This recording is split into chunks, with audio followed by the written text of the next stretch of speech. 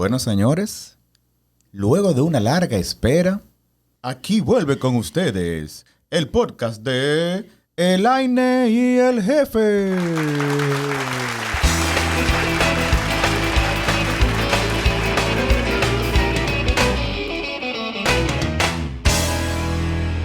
Elaine, caramba, ¿cuántos días? No, pero de verdad, o sea, tú tienes que decirle a la audiencia todo el baraje que tú has hecho para poder tenerte aquí detrás del micrófono, jefe. Sé honesto.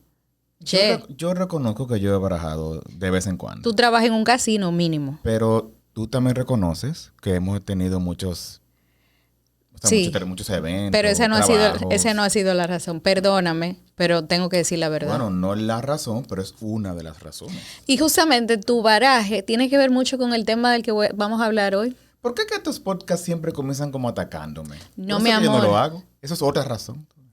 No te estoy atacando. Simple y llanamente te estoy recordando. Recuérdate. Recuérdate que el nivel de inseguridad hace que tú boicotees tu propia voz, que tú procrastines un podcast que al final de cuentas va a hacer que mucha gente aprenda porque tú no quieres esforzarte y quedar supuestamente mal frente a todas las audiencias que te están viendo en este momento, te están escuchando. Bueno, pero lo importante es que ya estamos aquí. Claro. Ya estamos aquí. Yo tenía que de alguna forma sacártelo en cara.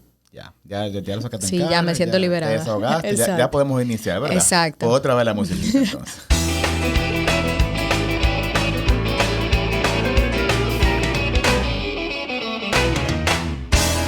Ahora sí comienza el podcast de Elaine y el Jefe. Gracias, por fin. Cuéntame, Elaine. Estábamos hablando ahorita, antes de comenzar este podcast, cuando estábamos haciendo el brainstorm de los temas y eso, del efecto Dunning-Kruger. Sí, pero vamos a hablar un idioma que la gente lo entienda. Ese es el hermano de Freddy Krueger. Estábamos en la mesa comiendo con nuestros dos varones ahorita y justamente uno de mis hijos dice, cónchale, mami, porque yo hice una presentación y yo me la iba a comer con la presentación y vino la profesora y nos querosió delante de todos los estudiantes. Mami, ahora yo no quiero hacer ninguna presentación.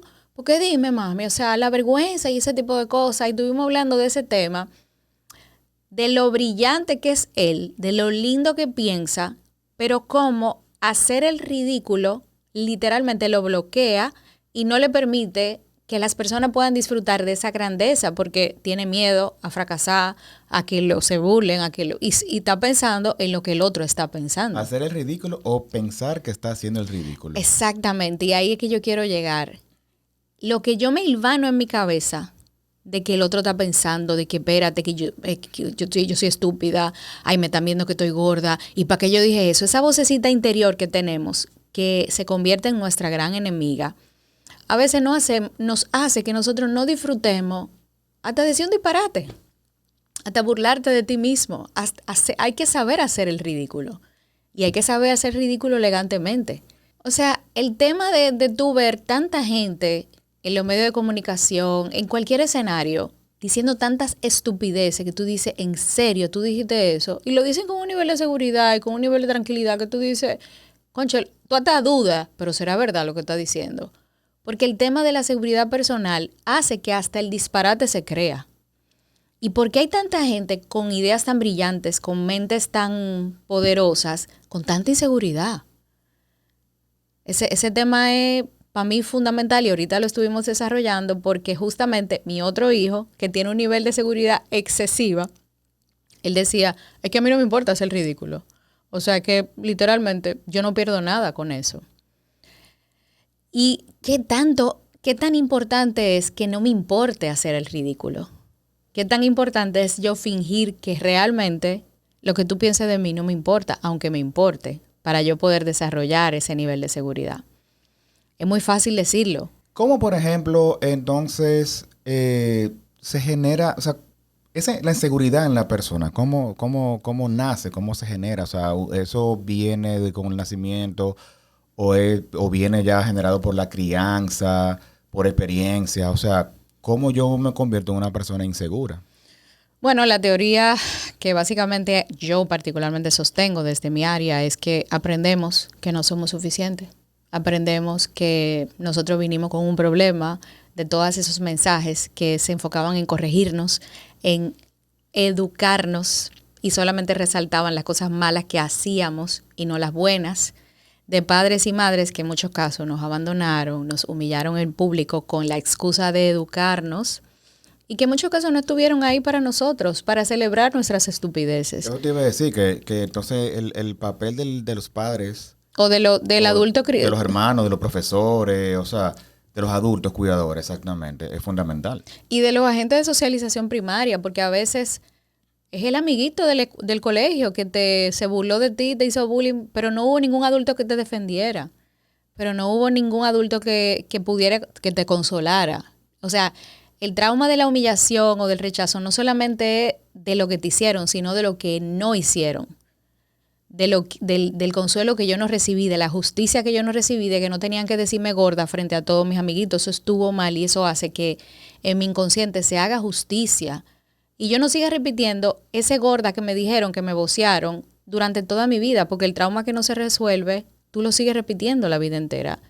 Y para ti te están diciendo gorda aunque no esté sucediendo. Entonces, el nivel de inseguridad que mucha gente tiene, y son personas que saben, que han estudiado, que se han preparado, genera que esa persona no le dé al mundo esa información tan necesaria que vino a darle. Y tú dices, cónchole, pues si tú, todas tus herramientas, porque según el efecto Dunning-Kruger, que es un efecto que se ha estudiado en sociología, las personas que tienen la suficiente capacidad de realizar ciertas tareas porque se han entrenado y porque tienen la información, tienen la capacidad también de identificar su nivel de ignorancia y tienen la capacidad de, obviamente, frenarse y no decir cosas porque saben que quizás no tienen toda la información o quizás les falta información. Sí, pero es que yo quiero como que nos vayamos a otro punto. Aunque yo no tenga la suficiente información, yo tengo información que yo voy a darla diferente al mundo porque yo soy Elaine. Y eso, aunque tú sepas más que yo, quizás lo que yo diga desde mi conocimiento le va a aportar a gente que no tenga información. O sea, yo tengo el fiel convencimiento de que todo el mundo tiene algo que aportar. Sí, pero exactamente. Pero otra cosa, por ejemplo, en la misma línea. Hay personas que tienen o sea, mucha inseguridad. E increíblemente, digo increíblemente porque no sé cómo lo logran, algunas llegan hasta el poder. Claro. O sea, consiguen cargos... consiguen cargos había que buscar vino altísimos en empresas. Presidentes. O sea, que toman decisiones. Claro. Presidentes de países. Claro. Latinoamérica está llena de esa gente. De gente, vamos ahorrando los calificativos. Exacto. Pero, gente interesante. Sí, gente que tú te la quieres encontrar en una esquina. Entonces, yo me pregunto, tanta gente preparada, como tú estabas diciendo ahora mismo, y entonces eso, a veces inseguridad, bueno, ahí caemos. Entonces, a algunas personas la inseguridad no lo deja avanzar y a otros la inseguridad los lleva al poder. No, porque esa gente tiene mucho... No, es que esa persona tiene un exceso de seguridad por su propia ignorancia. Ese es el problema. El problema es que ellos no logran ver las estupideces que dicen o la cantidad de ideas erradas por el exceso de seguridad de producto de su propia ignorancia. O sea, hay gente que tienen el conocimiento y cree que no lo tienen. Y hay gente que no tienen el conocimiento y cree que lo tienen. Exacto. ¿Entiendes? Y por eso yo recuerdo que mi abuela me decía, es que no se puede saber tanto, porque cuando tú sabes mucho se te complica la vida. Desde que tú sabes dónde están las bacterias, las toxinas y la cosa, de una vez tú no quieres comer, espérate el asunto. Sí. Pero yo creo que hay que aprender a saber. Pero también tú tienes que saber, valga la redundancia, que vamos a ser ignorantes siempre. O sea, no lo vamos a saber todo de un tema. Cónchole, es que la ignorancia es relativa. Tú puedes ser ignorante de una cosa y conocer la otra. O sea, y tú al revés, ¿entiendes? Ambos somos ignorantes y ambos también tenemos conocimiento. Claro, pero el tema de tú sabes que tenemos una sabiduría interna que es hermosa y es única, que tú vienes con todas tus experiencias de tu vida, tú tienes una información que yo no tengo, porque las experiencias de tus caídas, de lo cuernos que te pegaron, de toda la cosa, te hicieron a ti un aprendizaje que yo no lo tengo. Entonces, desde ahí, como que aprendamos todos a alzar nuestra voz y a celebrar nuestros disparates, a celebrar nuestros errores, a entender que somos humanos imperfectos y entender que ese mensaje nada más lo voy a dar yo, porque no hay nadie como yo. Y desde ahí, cónchole, vamos a animarnos a hablar todito, para que podamos conseguir una pluralidad de pensamiento. Sí, y también otra cosa, con el tema sobre todo de hablar. Tú comentaste ahorita que en los medios de comunicación hay mucha gente hablando, muchas aportando, claro que sí, pero yo creo que, no te voy a decir que la mayoría, pero una gran cantidad de gente también no está aportando nada. Sin embargo, está aportando entretenimiento. sin embargo, Eso es. bueno, no, pero el entretenimiento es bien, pero hay otro que ni siquiera entretenimiento, o sea, se vaya, Morbo. sí, al morbo. Entonces, el punto mío es, si bien es cierto que hay muchas personas hablando de este tipo de temas y no sin aportar. Digo, no siempre hay que aportar, tú puedes divertirte, Exacto. ciertamente. Pero tú me entiendes, hay mensajes que ni divierten ni aportan, simplemente hasta hacen daño porque están hablando mal de otras personas y ¿tú entiendes? El punto mío es el siguiente. Así como hay personas hablando eso, esas estupideces, por así decirlo, así una gran cantidad de gente que los escucha. Claro. O sea, los escucha, o sea, los escuchan más que a las personas que están aportando. Claro. Entonces, eso me causa como curiosidad. Es que flaco, y eso es importantísimo que lo analicemos. En el mundo tiene que haber todo. O sea, para que sea mundo. Tiene que haber gente aportando, tiene que haber gente divirtiendo, o sea, tiene que haber de todo. El tema está en qué yo elijo consumir y a quién yo elijo escuchar.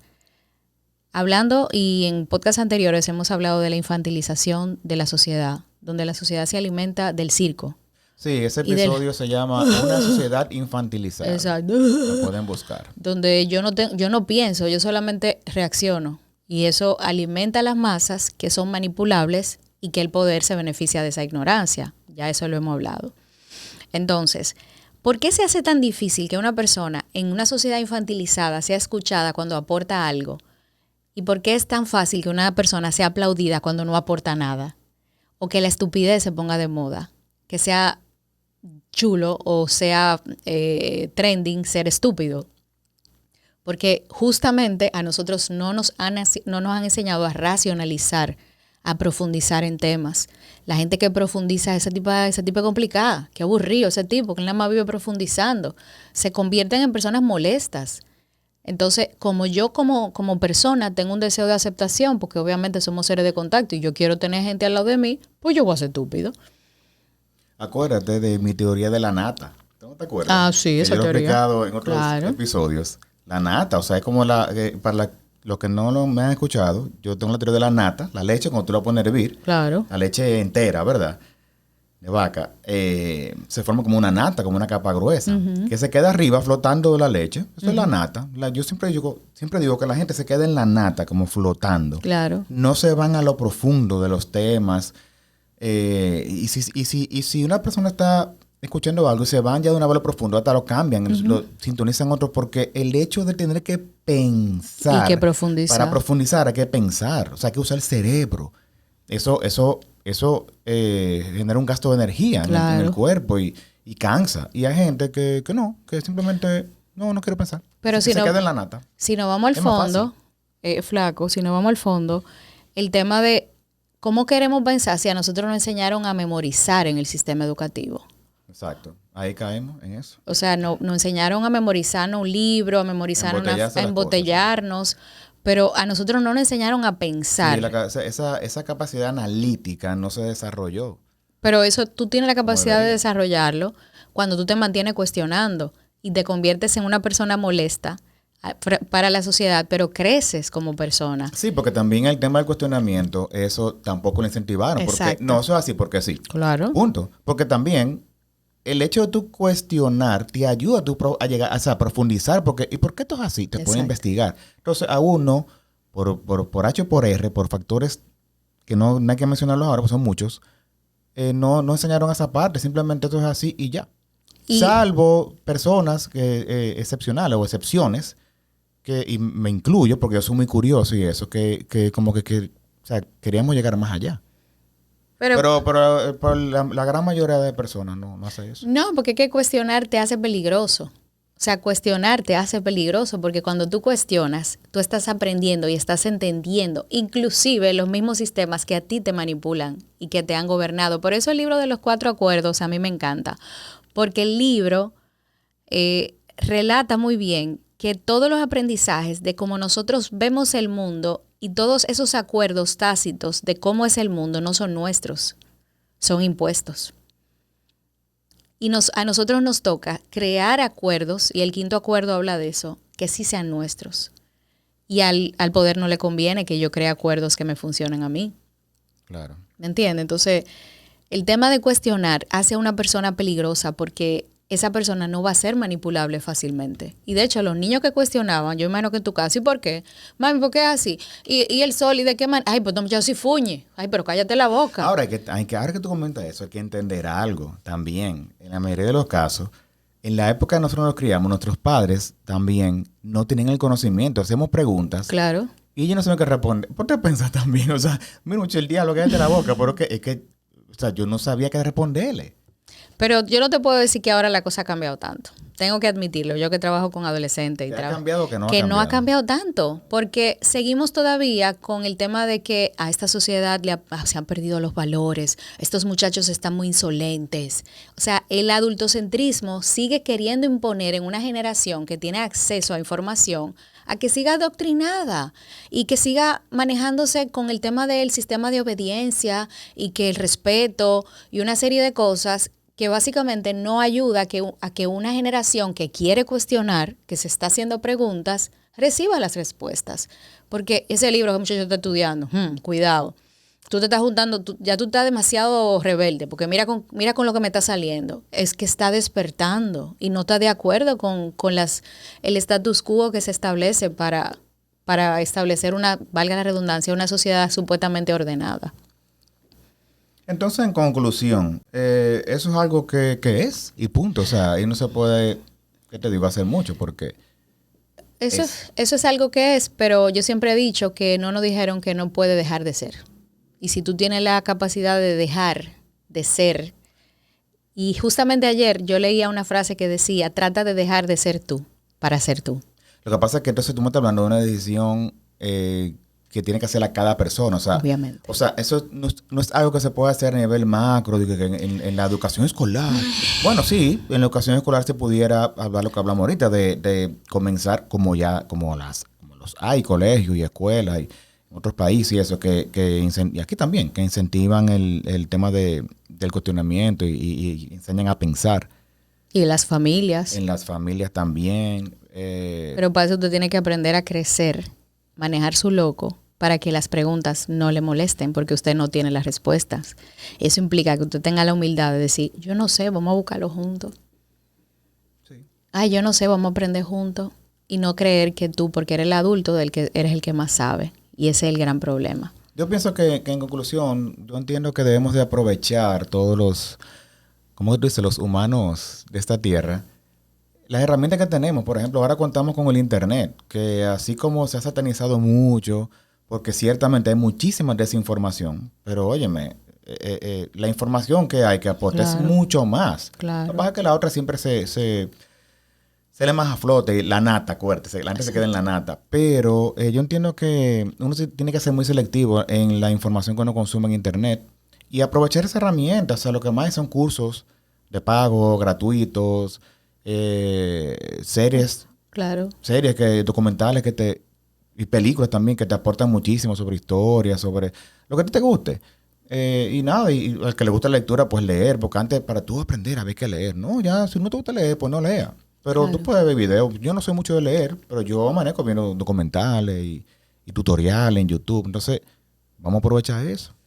Y yo cerraría con esto, o sea, hazlo con miedo. Hazlo con miedo, o sea, mejor dicho, hazlo aunque tenga miedo. Sí, o sea, si yo tengo miedo de hablar, porque, tengo miedo que... Hazlo con miedo, pero habla. Pero dilo, que tu voz se escuche para que haya una pluralidad, porque es necesaria tu voz. Y entender que el objetivo de nosotros es convertirnos en ese cambio que queremos ver en el mundo. Si te duele la corrupción, Habla de corrupción, entrénate en corrupción, trata de aportar a través de tus redes de la corrupción, trata de combatir la corrupción. Y desde ahí tú estás aportando. O sea, busca tu nicho y comienza a construir una voz, que ese nicho se convierta en un cambio social. Eso está muy bien. Yo te apoyo. Vamos a darle entonces. Vamos a darle. Señores, denle. Denle con todo. Que este es el primer podcast. Elaine, no me baraje el próximo Exacto, podcast. No me lo baraje, Elaine. Y sobre todo, digan aquí de los temas que ustedes quieren que hablemos. No, que no digan nada. Okay. Lo que queremos es que nos escuchen. Está bien. Que nos escuchen. Y sobre todo, que vayan a Amazon ahora mismo y busquen el libro Crisis y Liberación de Elaine Félix. Gracias. Si quieren apoyar este podcast y pero mire qué bien, compren un libro, vamos a otro episodio. Compren ahora, llame ahora. Compren el libro. Suscríbanse al canal y compartan. Exacto. Aquí en el canal de YouTube, quienes nos están escuchando en YouTube pueden suscribirse. También recuerden que este contenido está en formato de audio en Spotify, en Apple Podcast y en todas las plataformas que distribuyen este formato, este contenido. Y si quieren pertenecer a la comunidad Familia Elegida, una comunidad de mujeres que nos juntamos todos los jueves a crecer juntas, a aprender, a desaprender y que nos convertimos en un lugar seguro, todos los días enviamos contenido educativo, pueden buscar información en familiaelegida.com. Repito, familiaelegida.com. Ahí se pueden integrar. Recuerden que es un grupo exclusivo de mujeres que quieren crecer y que están en diferentes partes del mundo. Pues nada, Elaine, para mí ha sido un placer haber compartido estos minutos con tu presencia. Así que a todos los que nos escuchen y las que nos escuchan, yo les exhorto a que lo cojan suave y que sigan con fuerza.